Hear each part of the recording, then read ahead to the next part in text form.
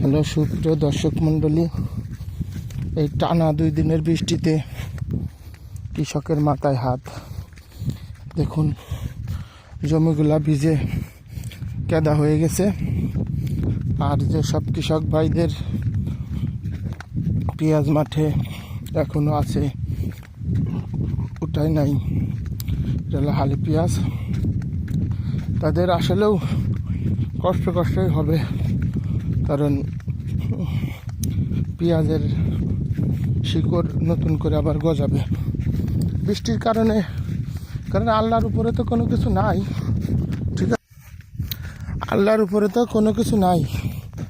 তারপরেও আল্লাহ যা করে ভালোর জন্যই করে। অনেক সুন্দর সুন্দর পেঁয়াজ হয়েছে মাঠে।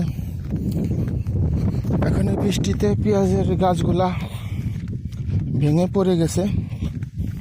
সমস্যা নাই, মাটিটা যখন শুকিয়ে যাবে তখন পেঁয়াজ ওটা বাড়ি নিয়ে যাবে কৃষক ভাইরা।